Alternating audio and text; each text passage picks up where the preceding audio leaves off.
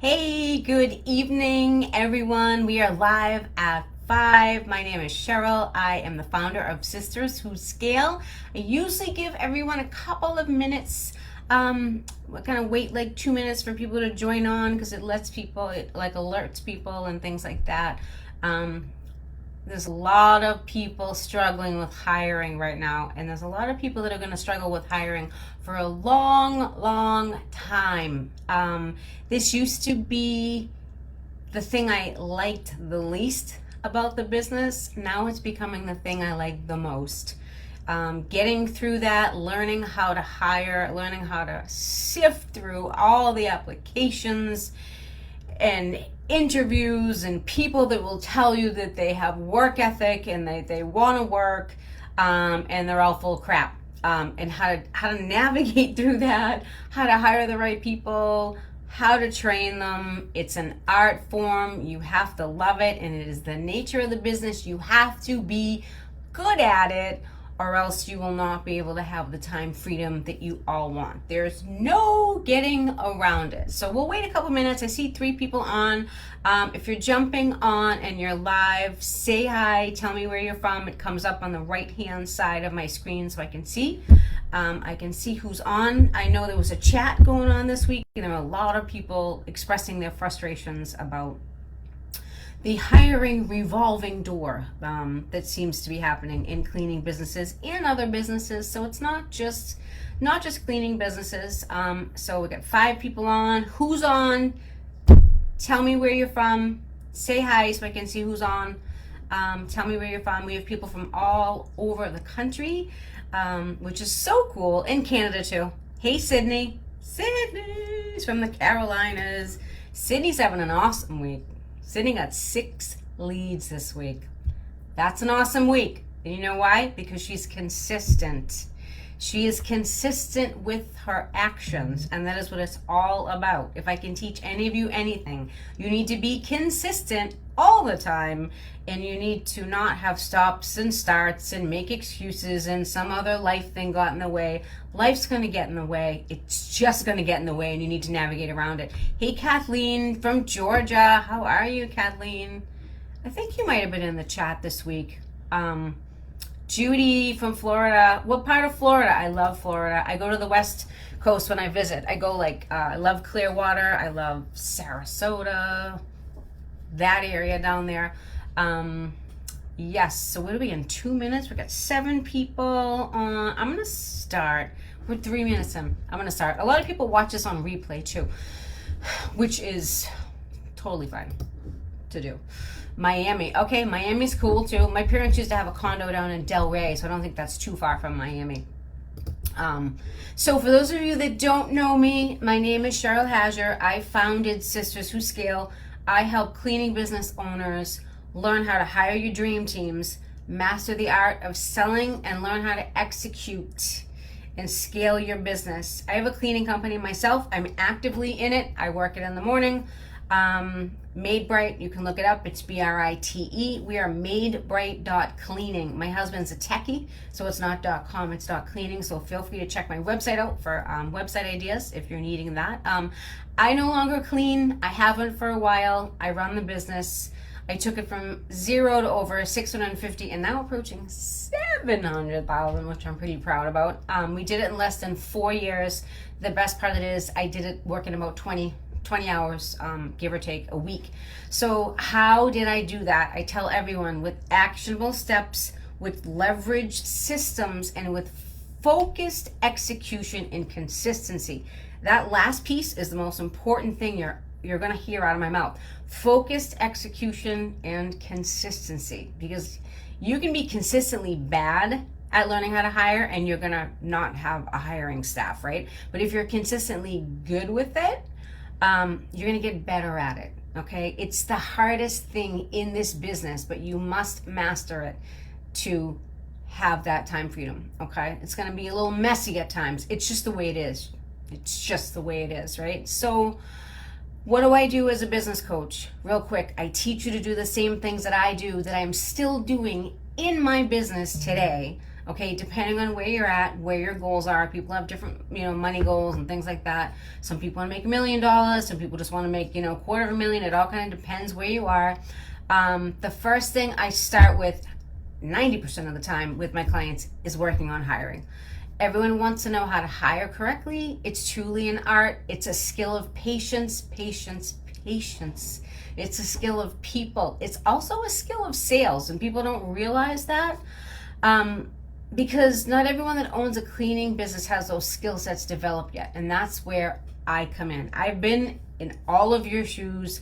I've made bad decisions. I've made horrendous decisions. I've also made some really good decisions, right? I know what works. I know what doesn't work. And I give my clients the exact formulas they need to not only succeed, but to do it faster and better than they're doing now. So that's why my clients are getting awesome results, and I just want to cry when I see it because I get so excited because I know what it's like, right? To not be on the not so nice side of it, okay? So let's get started. So mastering the hiring process is going to be one of the most difficult parts of your business, hands down. And this is where a lot of people quit. Okay, and this is where you don't want to quit because this is the part that you really need to get great at to have a great cleaning business. So we're all in the customer service business, everyone. We all know that. We're in the people business. So get used to being around people.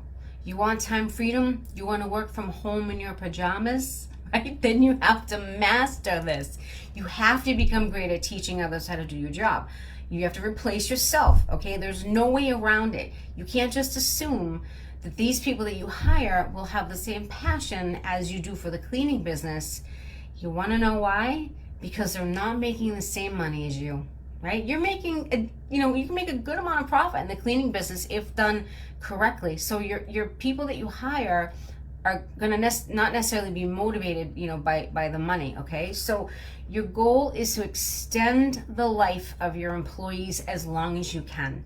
They're not going to be with you forever. We all know this, right? So stop acting devastated when they leave. They're going to leave, right?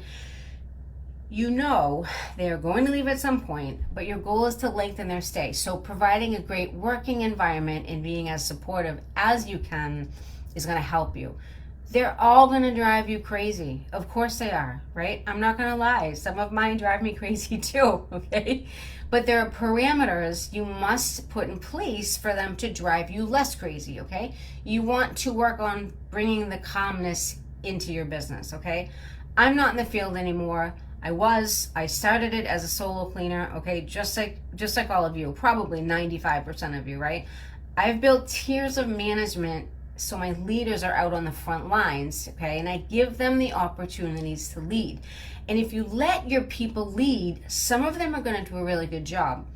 Not all are cut out for it, but some of them will. And the ones that want to lead, they will rise. They will show you that they want to lead, okay? So you have to get away from micromanaging your staff. This is a problem, a big problem that some of you may be doing that's having negative effects on your staff and causing them to quit. So you have to give them a chance to be able to make decisions out there and reach out to you only when they need to. So let me tell you what my day looks like.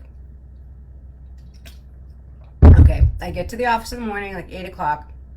Staff comes in, they chill out, they have their coffee, they start to wake up, eat their breakfast sandwiches, start to talk about the day, look at their schedules, Their caddies are already packed from the night before. I make them pack them the night before because they're awake at the end of the day. They're not awake in the morning. So what was happening is they were packing them in the morning. It was taking them 20 minutes to pack a caddy, but it takes probably less than 5 minutes. So we cut that out. We were paying labor in the morning, had them on the clock for them to pack a caddy for 20 minutes. So big mistakes. We cut that out.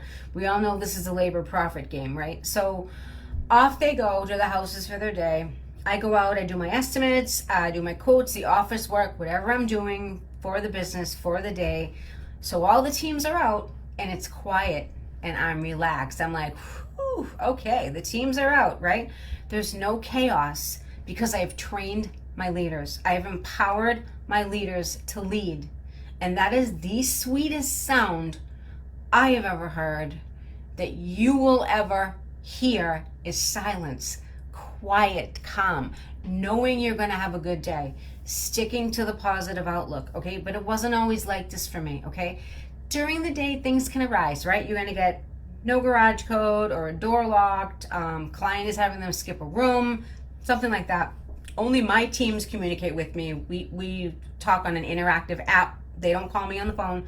My phone isn't ringing all day. When the phone is ringing, it's usually for business coming in, okay? So, but I've outlined the order of command. So if I get a message, the only person that's messaging me is my team lead, okay? And the other cleaning techs, they know that the team leads are their leaders out in the field. So that's the level of management. You only need to hear from one person per team when it relates to something going on for the job, right? They don't call unless they need to, unless it's an emergency, right? So my phone isn't blowing up.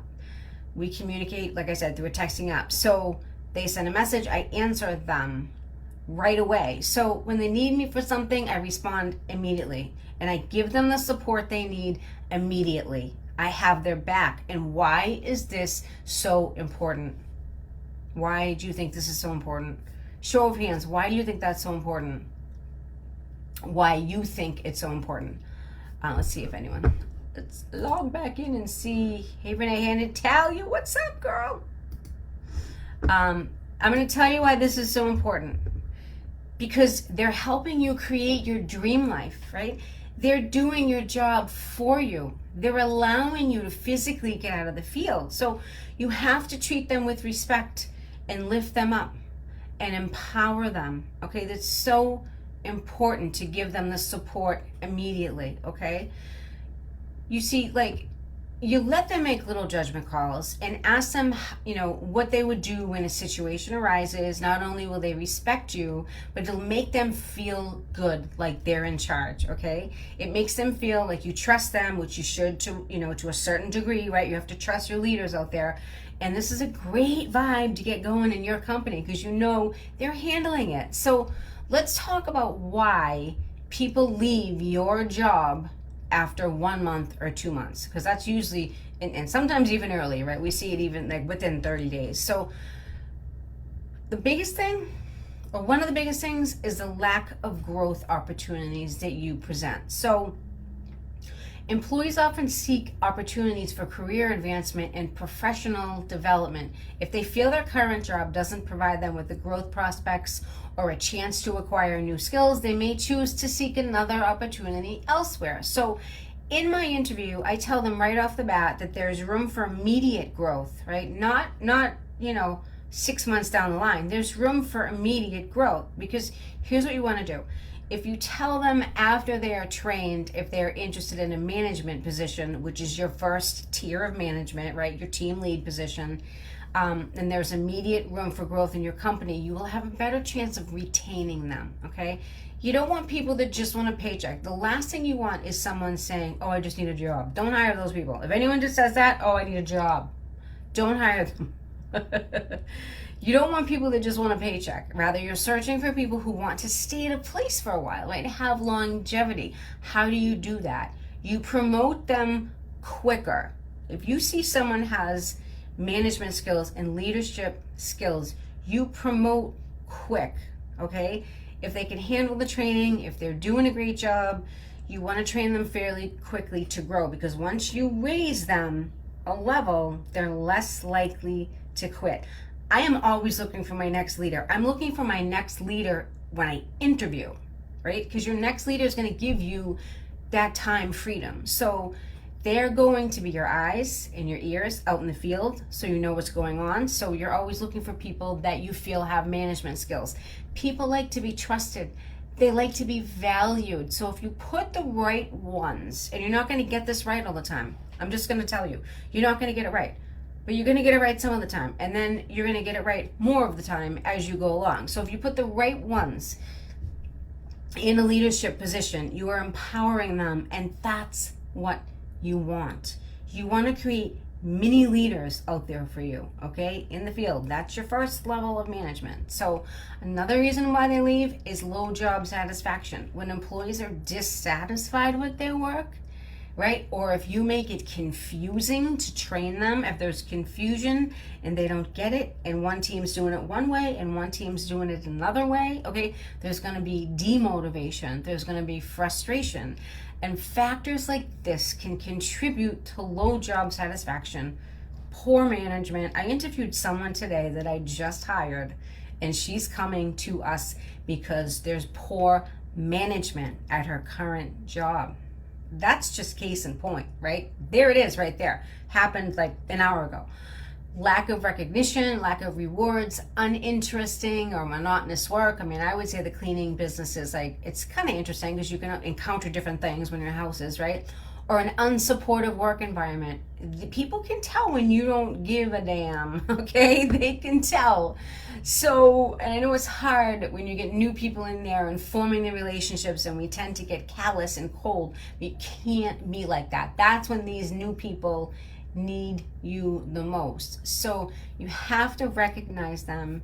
You have to appreciate them, okay? Feeling valued, feeling appreciated is important. It's important for employee morale. As a matter of fact, I have found this is just as important and maybe even as important as pay, okay? Believe it or not, right? As pay. So when employees feel recognized for their contributions, it fosters a positive work environment. It can enhance their sense of belonging. People like to belong where they work, right?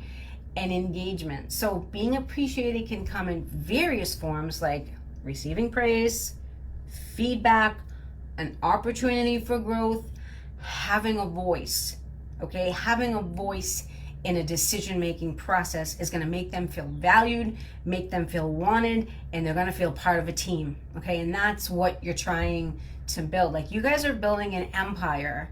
So why would you treat it like you're at the drive-through in McDonald's, like it's just, like in and out, and why would you treat it like that? You're trying to build an empire, right? So am I making sense here?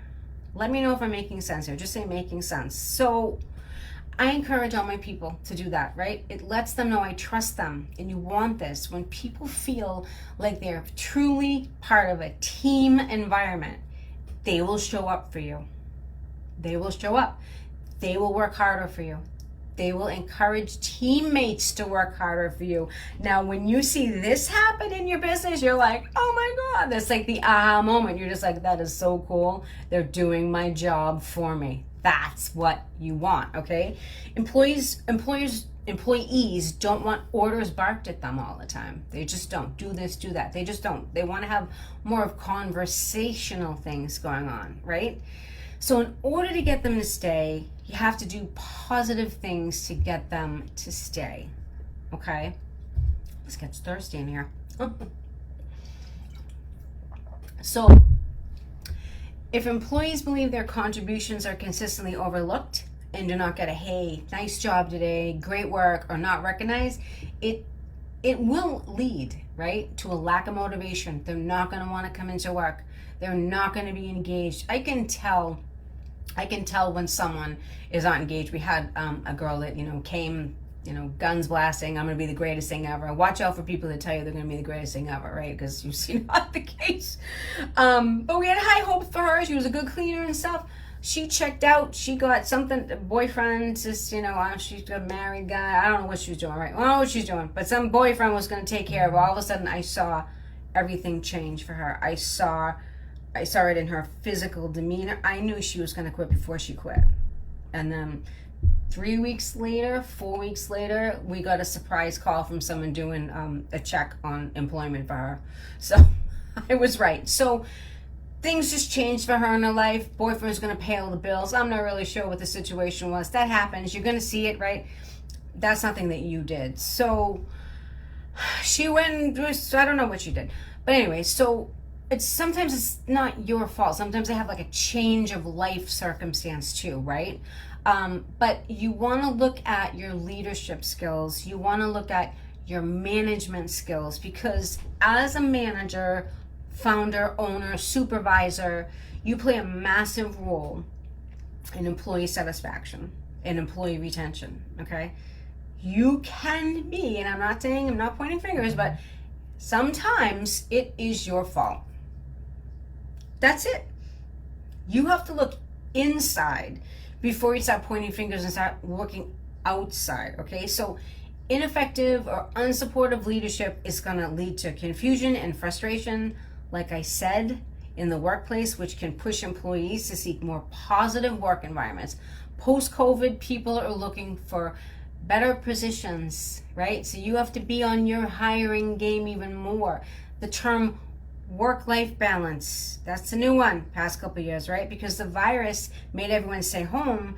They got used to staying home and started different routines. So they say that 90 days out of routine will force new routines, and we all know it did, right? We all saw it during COVID. You see people wanting to spend more time at home with their families. You can't really blame them. We do too. Looking for remote jobs, looking for DoorDash, even though that's no bargain pay-wise, working for DoorDash and it kills your car. So people are kind of realizing that now that that's not so great. They're coming back a little bit, right? And so you can't say no one wants to work, right? It's that, because the unemployment rate is super low, it's that they're seeking out better opportunities for themselves and their families. And how can you blame them? How can you blame someone for wanting to better themselves, for wanting to be in a place where they feel valued, where they feel recognized, where they like their teammates, where they have a good time at work? How can you blame them for feeling like that? You can't, right? So people got used to a different way of life, and we're all experiencing that as employers, and we need to adapt and change, or else we're going to be left out in the cold with no employees. And this is what forces people to quit, okay? This is what forces people to quit, okay? Am I making sense? I'm going to check in and see. Making sense? Yes, Natalia, empire. Natalia, you need to build your empire. Come on. Come on. I love you. So what else is a factor? Unhealthy or toxic work culture, okay?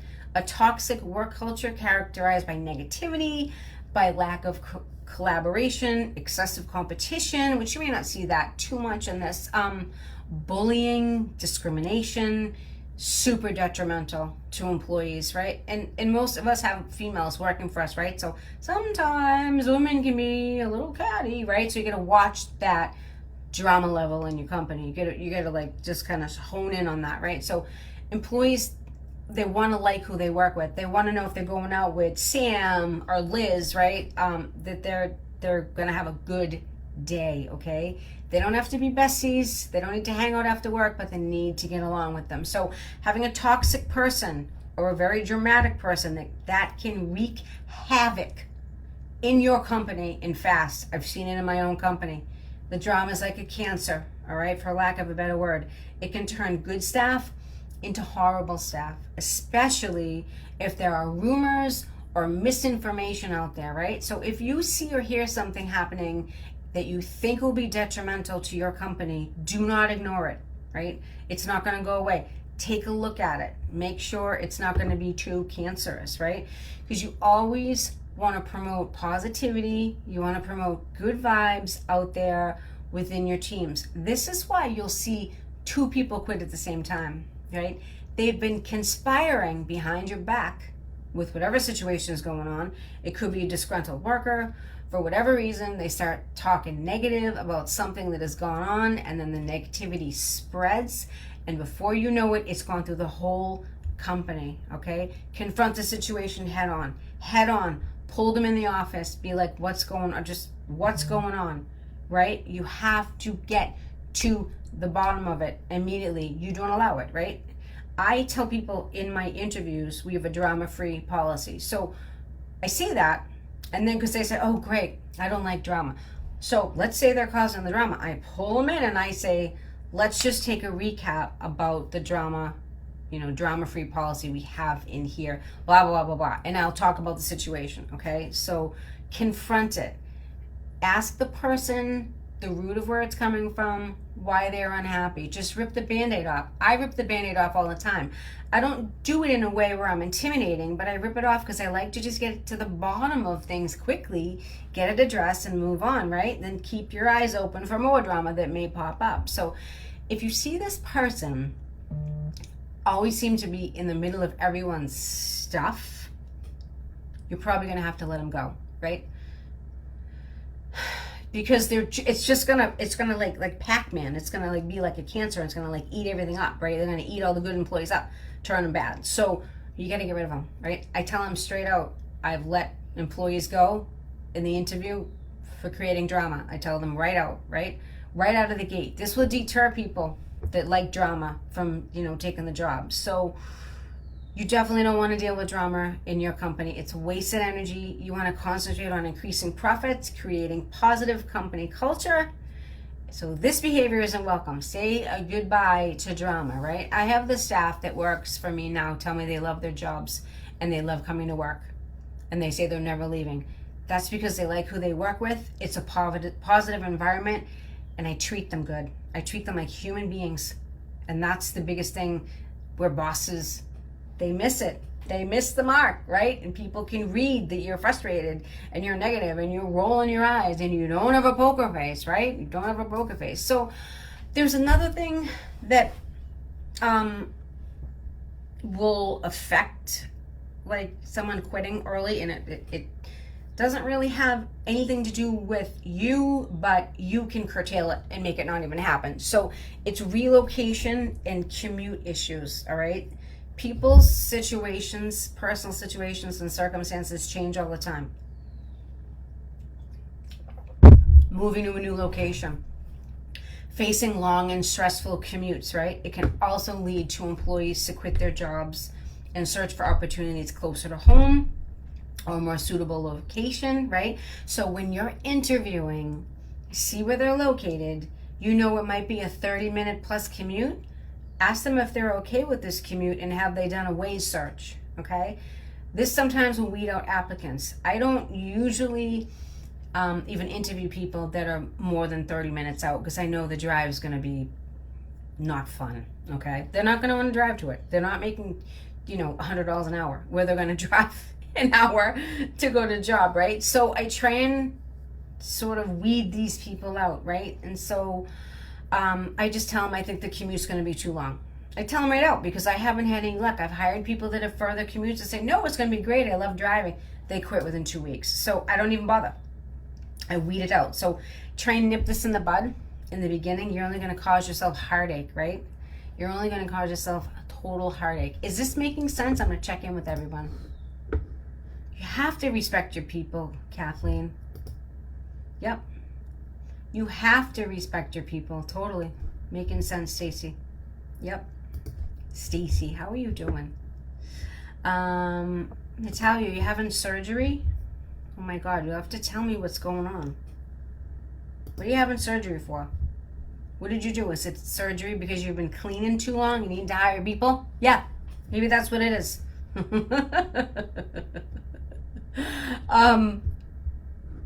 Does anyone have any questions for me tonight? The commute gets you a lot. Yeah, I would say no more than 30 minutes. I don't know how much traffic there is in Miami. Like, do you hire people directly in Miami or like outside? Because I would assume, obviously, Miami's a big city and you're going to have like a lot of... Oh, no. Sorry, Judy. I would think that there'd be a lot of traffic in Miami, but I'm not sure where your people come from. A lot of traffic. Yeah, that's what I kind of thought. That kind of stinks. Thank you. You're welcome, Stacey. My sister had that, Natalia. My sister had, yep, I almost started rattling out female stuff. Oh my God, I was thinking, sidebar me. My sister had the same thing and had something different than what you're talking about. And she's fine now. She's totally fine. She feels awesome. So she avoided a hysterectomy. But anyway, so yeah, traffic. Lots of traffic. That's not fun. I know. So if you guys are struggling with hiring employees, show of hands, who's struggling with hiring employees? Go on the chat. Put down who's struggling with hiring employees. Who's struggling with retaining? If you're struggling with hiring, put hiring. If you're struggling with retaining, put retaining employees, okay? If you're struggling with either one, hiring employees, retaining employees, you and I should have a chat. what I do as a coach, as a cleaning business coach, is I help people with hiring, from writing the hiring ads to how to interview them, right? Ask them tough questions, weed out bad applicants, right? How I use, Indeed to hire. Then once you hire them, how you train them, how you promote them. So everything about hiring I help with my clients, right? My clients decided to invest in themselves, right? They're getting great results and they're getting out of the field, right? And let me tell you, once you get out of the field, you never want to go back in the field. I was on a call yesterday with a client. She's like, I never want to go back in the field. I helped last week on a deep clean and I hated it. That made me laugh. Because it's true, right? Once you get out of the field, you get to do other things. You get to concentrate on increasing profits.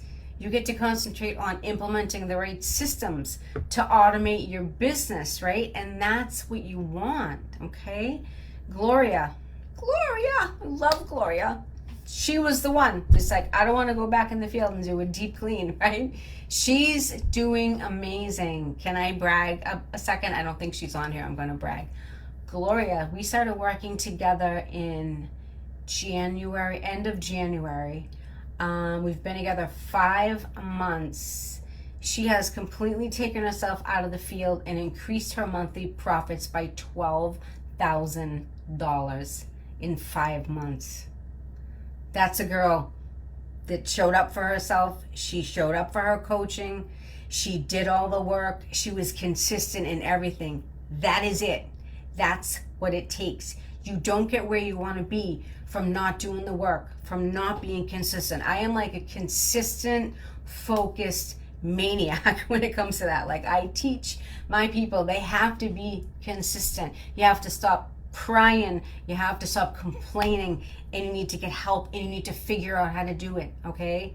Same thing with Kenzie, Minnesota, same thing. We started working together. She was completely in the field. Right now she's out of the field. She's like working. Her demeanor in like the 5 months, 4 months, 5 months, I think we worked together about 5 months, her whole demeanor changed. Like, she went from anxious and a little spastic to being on the edge of quitting to completely calm when we came and did the Zooms. That's how I do it on the Zoom. So it was crazy. So just crazy, right? And others like Bobby and Jackie, they've raised their prices. They've gained new clients. They're in the process of hiring so they can get out of the field as well. I know they're going to make it happen because they're super motivated, right? Bobby was in the restaurant industry. He's like, he knows how to hire people. So they're working on it, right? It just takes time, right? Heather from Illinois, she's got some days off now as well. She's hired a couple of people. She was so nervous and anxious about hiring people because she wants her work done a certain way, right? I know you guys know what that feels like because you want it. Your clients have excellence. They have you doing it, so you put someone else in and you get all nervous. She worked through the fear, right? She was fearful of doing it, right? Let's not have a lie. She worked through the fear, right? And she's having one of her highest months, right? One of her highest months. Because she took a chance, right? It's so amazing to me to see all these owners taking control of their businesses, making it happen. So if you have decided it's time for you to make a change in your business, type the word change. I'll reach out. We'll see if what I do is a fit for you. I do a quick call, like a Zoom call. You tell me everything that's going on, right? See what you've tried. We kind of discuss it, hash it out, okay? I don't work with everyone. I only work with people that are ready to commit, and I can tell when you're not ready to commit, okay? It's a waste of your time. It's a waste of my time, okay? And it doesn't get anyone anywhere. So if you believe you are ready for a change, contact me, type change, let's do it. DM me, whatever. I have a couple of announcements besides that. Just so you know, I announced it today. I have 2 announcements. Actually, I'll talk about the first one and the second one. First one is I just released an affiliate program. So if you are a client of mine or you have been a client of mine in the past, I am now giving, if you refer someone that works with me, if you get them from friends, on one of the community groups or, wherever you are, someone that owns a cleaning business, I'm giving you a $200 referral fee. So I'm giving out cash money, right? I'll probably Venmo it to you guys. So if you are a client or you have a previous client before and you want to earn some money by referring, that's the plan. I did make a post on it in the group. So check that out. DM me if you have any questions about it at all. I'm super psyched to be able to give back to you guys because you guys give to me. So I love you guys. And I want to be able to, put some money in your pocket too. That's number one. Number two, I think I announced it last week. I'm going to announce it, in the coming weeks too. I am going to be at the Zen Made Summit in July. I will get the date for you. I know I'm at 10 a.m. I just forget the exact date. So I'm going to be speaking. My topic is going to be something in sale. I don't want to reveal it yet. I'm not going to tell you, but I'm super psyched that they asked me to be a speaker. I'm working on that and getting ready for that. So if you guys watch the Made Summit, that's so cool. You can get so much information from that because there's like over 35 speakers that are on there talking about a different topic, all relating to the cleaning business. So I just wanted to tell you about that stuff as well. Need to make peace with hiring. We all need to make peace with hiring, right? I know. Yeah, I hear you. I know, totally. I totally there. Haven't hired, but you're scared. All right, Natalia, I'm going to say one thing about fear. Fear, how do I say this? Fear causes you not to make money. Fear will stop you from making money. All right? You have to work through it scared. Everyone's scared when they start hiring, right? Scared isn't going to get you out of the field. It's just not. So when you're ready, girl, you're going to come work with me because I'm going to help you. But you need to be all in. You need to be 100% ready because it's work, and I'm going to make you do stuff in a nice way. I'm going to make you do stuff that works. That's what I'm going to do. You're welcome, Judy. It was so nice to see you on here. I think I know you've been in the group for a while, but I think you might be watching stuff on replay. If you're watching this on replay, definitely make your comments. I go back and I see this. I read through everything and I make sure I answer everyone. So you all have a wonderful evening. It was so nice to be here again on Wednesday live at 5, and have a great evening. All right, talk to you all soon. Bye.